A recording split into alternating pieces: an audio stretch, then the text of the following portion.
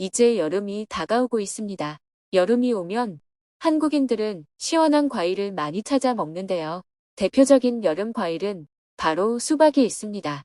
이렇게 수박을 먹고 남은 껍질을 잘못 처리하는 분들이 있더라고요. 그래서 음식물에서 나온 쓰레기를 잘못 처리했다가 과태료를 받은 사례가 종종 발생하고 있는데, 과태료는 5만 원부터 100만 원까지 부과될 수 있어서 주의가 필요합니다. 그리고 요즘은 포장 음식이나 배달 음식도 많이 드시는데요. 이렇게 포장된 음식에서 나오는 쓰레기들도 규정대로 버리지 않아서 과태료를 부과받고 있다고 합니다. 오늘은 일반적으로 실수가 가장 많은 분리배출을 하는 방법을 알려드릴 텐데요. 그 전에 구독과 좋아요 눌러주세요. 안녕하세요. 복지 김 여사입니다. 오늘은 분리배출에 대해 소개해 볼 텐데요. 만약 분리배출이 제대로 되지 않았을 때의 과태료를 부과받을 수 있다고 하는데요. 실제 사례를 소개해 보면 자취 중이던 A씨는 지자체 청소행정과에서 고지서를 받은 사례가 있습니다. 이 고지서에는 라면 봉지 사진과 함께 10만 원의 과태료가 부과된다는 내용이 있었는데요. A씨는 적잖이 당황했는데 평소 분리수거에 진심이었던 탓에 내가 잘못 버렸을 리 없다고 생각했습니다. 하지만 청소행정과에서 보낸 재활용 혼합배출 과태료 고지서를 받은 A씨는 일반 쓰레기로 버린 라면 봉지가 오염된 것 같아서 일반 쓰레기로 버렸는데, 공무원이나 자치구에서 판단하는 오염 정도의 기준이 무엇인지 모르겠다고 했습니다.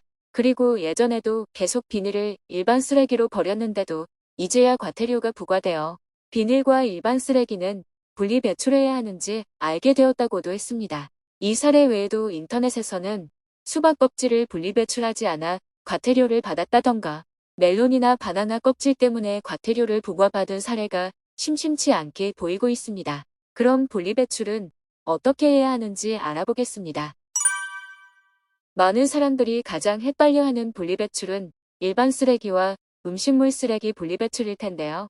일반적으로 재활용품은 플라스틱과 종이 등 재질에 따라 나눠두면 간단하기 때문에 분리 배출이 잘 이루어지고 있는 편입니다.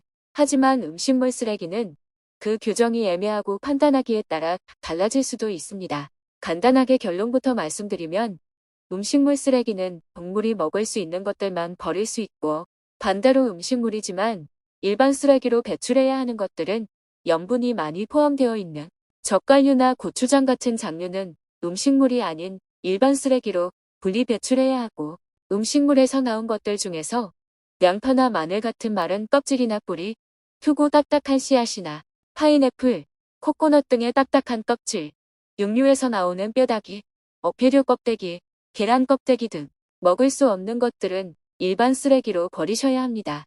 그럼 수박 껍질은 어디에 버려야 할까요? 수박 껍질은 음식물 쓰레기에 버리시면 되는데요.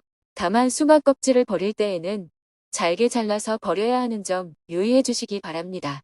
그리고 추가적으로 귤 껍질도 많이 헷갈려 하시는데요. 귤 껍질은 일반적으로 음식물 쓰레기로 보시면 되는데요. 식품안전정보원에 따르면 귤이나 바나나, 사과 등의 껍질과 딸기, 토마토의 꼭지는 상대적으로 부드러워서 음식물 쓰레기로 배출해야 한다고 하네요. 실제로 귤 껍질을 일반 쓰레기로 버렸다가 과태료를 부과받은 사례도 있다고 하니 오늘 내용 알아두셨다가 일반 쓰레기와 음식물 쓰레기는 반드시 분리 배출하시면 좋겠습니다.